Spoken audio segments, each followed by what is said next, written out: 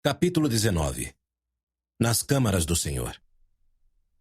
Em 13 de setembro de 1857, Johann e Carl Dorius empurravam seus carrinhos de mão rumo a Salt Lake City na companhia das esposas Karen e Ellen.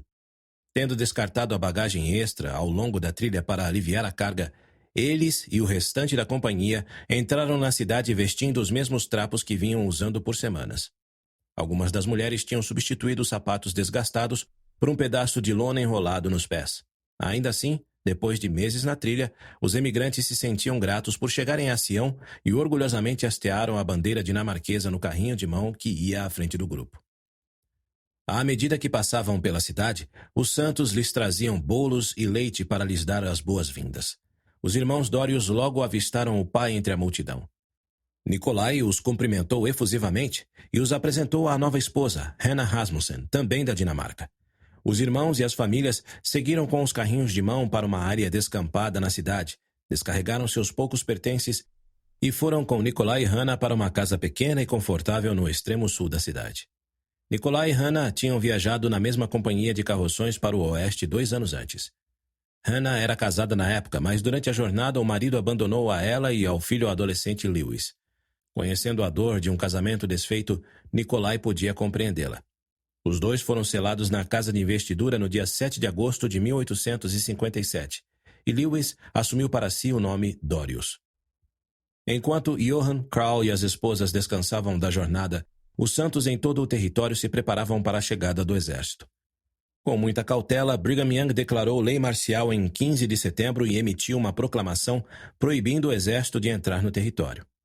Embora os mensageiros do exército insistissem que as tropas vinham apenas para instalar um novo governador territorial, os espiões dos santos estiveram nos acampamentos do exército e ouviram os soldados se gabando do que fariam aos santos quando chegassem a Utah. Atormentado pela memória de milícias e turbas saqueando as casas, queimando os assentamentos e matando os santos no Missouri e em Illinois, Brigham estava preparado para esvaziar o vale e destruir Salt Lake City se o exército a invadisse. Antes que eu sofra novamente o que já sofri, declarou em meados de setembro. Não haverá um edifício, um pedaço de madeira ou pau, uma árvore, um pedaço de grama e feno ao alcance de nossos inimigos que não sejam queimados.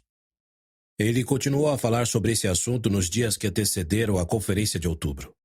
Andemos, pois, nos preceitos do nosso Salvador, disse ele aos santos. Sei que tudo ficará bem, e a suprema providência de Deus, que tudo sabe, permitirá que sejamos vencedores. Embora não falassem inglês, Johann e Carl Dorius participaram da conferência geral pela primeira vez no dia 7 de outubro. Antes de terminar a reunião, Brigham ofereceu a oração de encerramento. Abençoa teus santos nos vales e nas montanhas, ele orou. Esconda-nos nas câmaras do Senhor, onde reuniste teu povo e onde temos descansado em paz por muitos anos.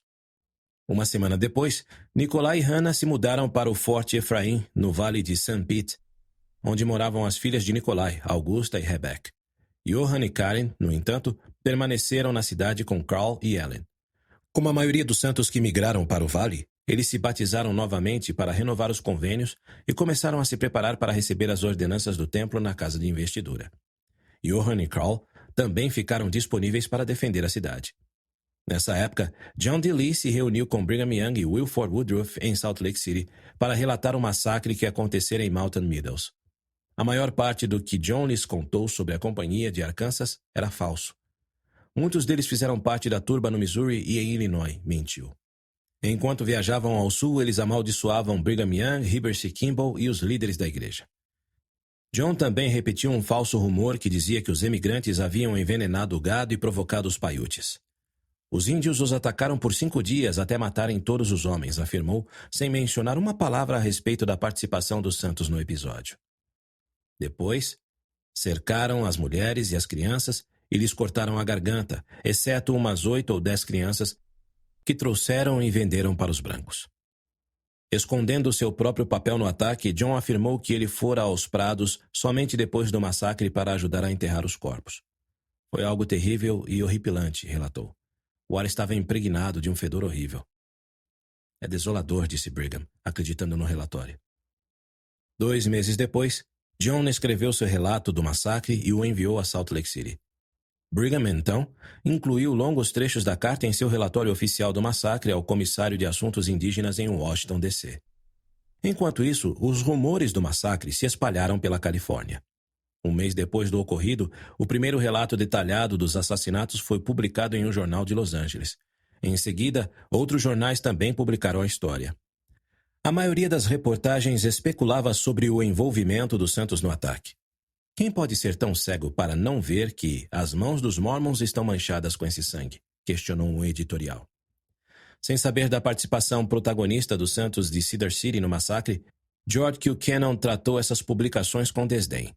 Como editor do Western Standard, o jornal da igreja em São Francisco, ele escreveu acusando os repórteres de incitarem o ódio contra os santos. Estamos cansados desse abuso contínuo e do acúmulo de falsas acusações, escreveu ele. Sabemos que os Mormons no território de Deseret são um povo trabalhador, pacífico e temente a Deus, e que eles foram maltratados e difamados. Por essa época, os missionários espalhados pelo mundo começaram a voltar para casa, obedecendo ao chamado de Brigham Young para ajudar suas famílias e proteger Sião do exército. Em 22 de outubro, o jovem de 18 anos, Joseph F. Smith, e outros élderes da missão havaiana chegaram totalmente sem dinheiro ao escritório do Western Standard. George deu um casaco e um cobertor a Joseph e o enviou para casa com seus companheiros. Depois de pouco mais de um mês, em 1º de dezembro, os apóstolos Orson Pratt e Ezra Benson chegaram a São Francisco com os élderes da missão britânica. Sabendo que o presidente dos Estados Unidos declarara que os santos estavam em rebelião aberta contra o governo, os apóstolos tinham viajado com nomes falsos para não serem detidos a caminho de Utah. Na cidade, chamaram George e o aconselharam a voltar com eles para Sião. Com tanta hostilidade dirigida aos santos na Califórnia, George foi facilmente convencido. Ele já havia terminado a impressão do livro de Mormon em havaiano, um dos principais objetivos de sua missão. "Deixo São Francisco sem qualquer pesar", escreveu ele no diário. Enquanto isso, com a notícia correndo de que grupos de homens estavam atacando os membros da igreja para vingar o massacre de Mountain Meadows, muitos santos fugiram da Califórnia em pequenas companhias. Joseph F. Smith conseguiu trabalho ao ser contratado para dirigir uma parelha de bois até Utah. Um dia, ele estava recolhendo lenha quando alguns homens entraram no acampamento e ameaçaram matar qualquer mormon que encontrassem. Alguns homens no acampamento se esconderam no mato ao lado de um riacho próximo. Joseph quase fugiu para a mata também, mas parou. Certa vez ele encorajara a irmã Martha Ann a ser mormon em todas as circunstâncias. Por que ele não faria o mesmo? Joseph entrou no acampamento com a lenha ainda nos braços. Um dos homens, a cavalo, se aproximou dele com uma pistola na mão. "Você é mormon?" inquiriu ele. Joseph encarou o homem, certo de que seria morto. "Sim, senhor", respondeu. "Sou mormon roxo, de 4 costados até debaixo d'água." O homem olhou Joseph confuso. Baixou a pistola e parecia paralisado por um momento. "Toque aqui, companheiro", disse estendendo a mão. "Fico contente em ver um homem que defende suas convicções." Ele e os outros cavaleiros se viraram e saíram do acampamento. E Joseph e a companhia agradeceram ao Senhor por protegê-los do perigo. Enquanto muitos santos da Califórnia partiram para Utah imediatamente, outros não estavam preparados para tal. Várias famílias também tinham construído casas e negócios lucrativos em San Bernardino, o maior assentamento dos santos na Califórnia. Eles tinham orgulho de suas belas fazendas e pomares. Nenhum deles queria ver os anos de trabalho árduo serem desperdiçados. Entre esses santos estavam Edson e Louisa Pratt, que moravam na cidade desde que ele retornara das Ilhas do Pacífico em 1852. Louisa estava disposta a se mudar novamente, mesmo estimando sua casa e seu pomar na Califórnia. Mas Edson estava mais hesitante em partir. A crise em Utah lhe causou grande preocupação e ele ficara ressentido. Edson enfrentara vários dissabores nos últimos 5 anos. Ele estava disposto a servir outra missão no Pacífico Sul, mas o governo do protetorado francês no Tahiti praticamente proibiu sua pregação. Além disso, seu ex-companheiro na missão, Benjamin Growart, afastara-se da igreja. Edson também preferia o clima quente da Califórnia ao clima muitas vezes imprevisível de Utah. E ele era altamente leal aos Estados Unidos. Se os soldados americanos invadissem Utah, ele achava que não poderia combatê-los com a consciência tranquila. A relutância dele em se mudar incomodou Louisa. As 3 filhas mais velhas já estavam casadas. 2 delas, Ellen e Lois, planejavam se mudar para Utah com os maridos. Anne, a filha mais nova, também queria ir. Só Francis e o marido ficariam na Califórnia. À noite, Enquanto todos os moradores de San Bernardino dormiam, Luísa frequentemente saía para regar as árvores em seu pomar, que estavam começando a dar frutos. Devo ir e deixá-las? Ela se perguntou. Ao norte, uma estrada no cânion serpenteava a montanha escura até o topo de um desfiladeiro alto. Do outro lado da montanha, centenas de quilômetros se estendiam de deserto estéril. Escolher a árdua jornada para Utah seria mais fácil, ela pensava, se Edson estivesse disposto a ir junto. Enquanto refletia sobre a escolha que precisava fazer, Luísa sentiu o coração bater de amor pela igreja. No batismo, ela prometera se juntar aos santos. E ela sabia que, se os membros da igreja escolhessem seguir cada um seu caminho, em breve eles se tornariam uma comunidade de desconhecidos. A decisão ficou clara. Ela voltaria para Utah. Luísa e Ann partiram da Califórnia no começo de janeiro, com Ellen, Lois e suas famílias. Nada do que Luísa disse foi capaz de convencer Edson a ir com eles. Ele apenas disse que a encontraria no vale no ano seguinte e talvez levasse Frances e o marido com ele. Edson acompanhou a família até atravessarem as montanhas, certificando-se de que tivessem um lugar em uma companhia de carroções. Por muitos dias, Luísa e as filhas choraram pelos entes queridos que haviam deixado para trás. No final de março de 1858, as tropas dos Estados Unidos, agora sob o comando do general Albert Sidney Johnston, estavam acampadas nos arredores do território de Utah. Em um esforço para desacelerar o avanço das tropas, a milícia dos Santos passou parte do outono atacando os suprimentos do exército e queimando os carroções e os fortes. Os ataques frustraram e humilharam os soldados que passaram o inverno agachados na neve ao lado das ruínas carbonizadas de seus carroções, sobrevivendo com rações escassas e amaldiçoando os Santos. Naquele inverno, Thomas Kane, o fiel aliado dos Santos no leste, também foi para Salt Lake City, arriscando-se em uma perigosa viagem por mar até a Califórnia, através do Istmo do Panamá, e depois viajando por terra até Utah. Com o apoio não oficial do presidente James Buchanan, ele se reuniu com Brigham e outros líderes da igreja antes de seguir para os acampamentos do exército para negociar a paz. Os líderes do exército, no entanto, zombaram da conversa de Thomas sobre a paz. Nossos inimigos estão determinados a nos matar se puderem, disse Brigham aos santos em uma conferência especial em Salt Lake City. Para salvar vidas e talvez despertar a solidariedade de prováveis aliados nos estados do leste, ele anunciou um plano para que os santos que moravam em Salt Lake City e arredores se mudassem para Provo e outros assentamentos mais ao sul. A medida ousada desestabilizaria a vida de muitos membros da igreja, e Brigham não tinha plena certeza de que era a coisa certa a fazer. Um profeta ou um apóstolo podem errar? Não me façam tal pergunta, pois sempre reconhecerei que sim, ele declarou. Mas afirmo que não tenho a menor intenção de desviar este povo da verdade e que não cometo um erro propositadamente, embora eu possa errar muito. Brigham acreditava que era melhor agir firmemente em vez de correr o risco de deixar que os santos suportassem os mesmos horrores que tinham vivenciado no Missouri e em Illinois.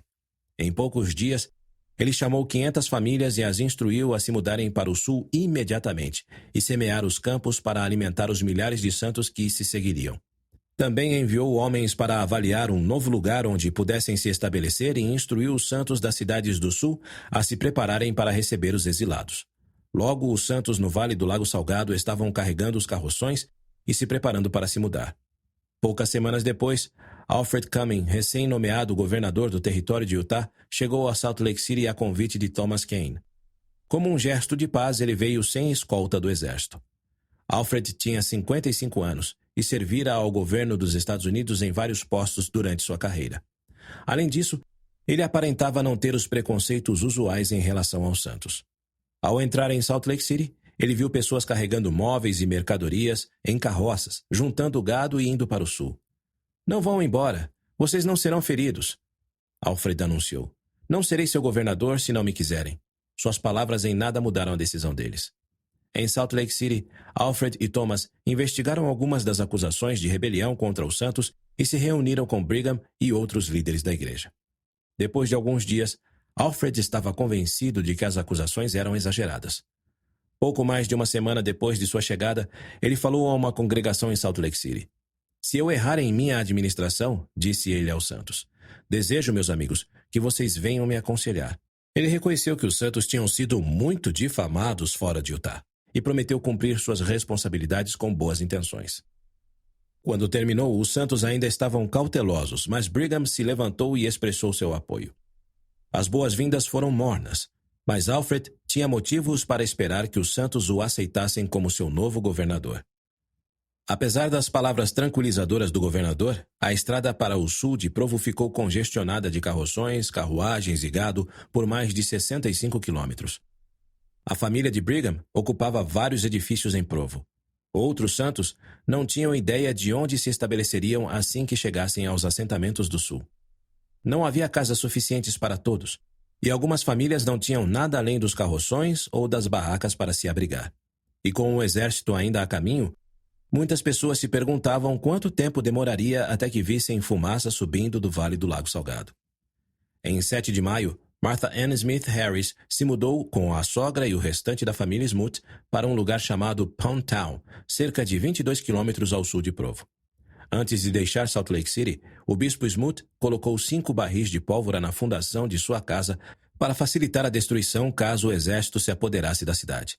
Outros membros da ala Sugar House seguiram a família Smoot até Pound Town, e o bispo Smoot e seus conselheiros logo recomendaram a organização de uma nova ala ali. A mudança interrompeu a rotina habitual de Martha Ann de fiar e tecer, de ordenhar vacas, de fazer manteiga, de ensinar na escola e de ensinar a sogra a ler e a escrever. Porém, deu a ela e aos outros membros da família novas oportunidades de trabalho.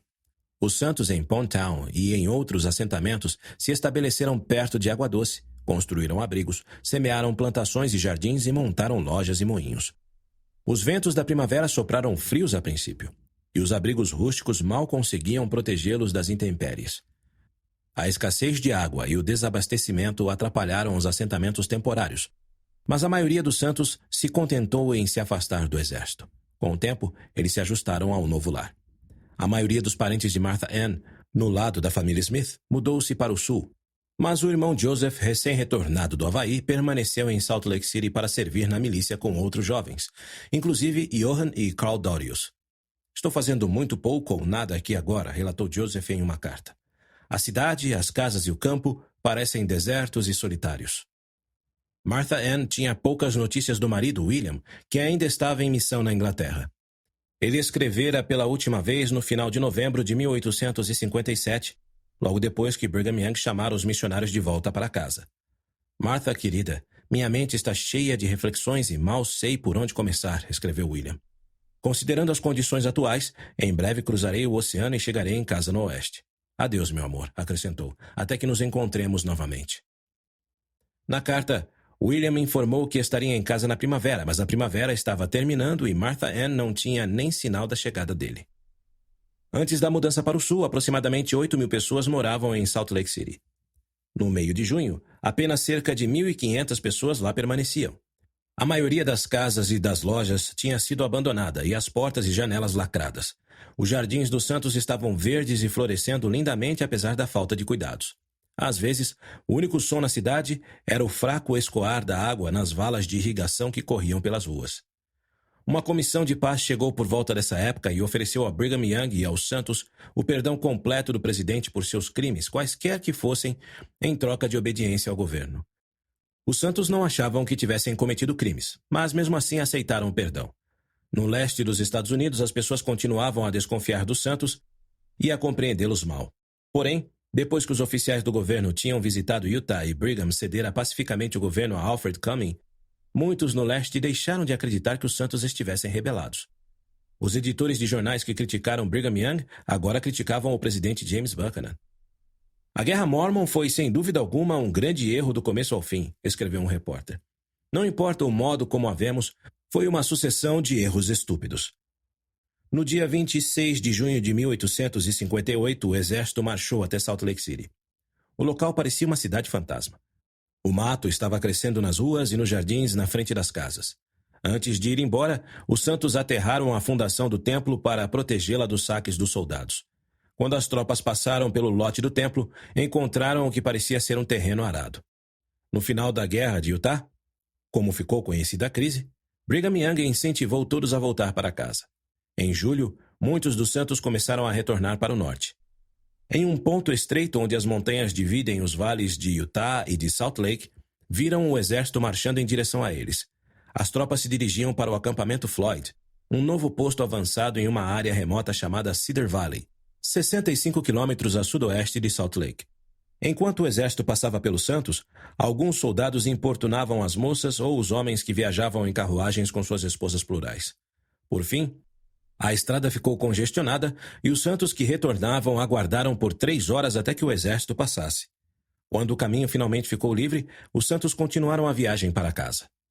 A mudança para o sul espalhara a igreja por todo o Vale Sulino e seriam necessários tempo e recursos para reuni-los novamente ao norte. Quando os Santos voltaram para casa, encontraram as casas, as fazendas e as obras públicas em desordem. Muitas alas tinham parado de funcionar. A maioria das sociedades de socorro e das escolas dominicais tinham se desfeito completamente. Quando a família Smoot partiu de Pond Town, em meados de julho, Martha Ann dirigira uma parelha de cavalos para seus sogros. No dia 12 de julho, quando contornou a montanha e entrou no Vale do Lago Salgado, viu uma figura à distância cavalgando em direção a ela em uma mula branca. Eles se aproximaram e, para a surpresa de Martha Ann, o cavaleiro era seu marido, William, que voltava para casa.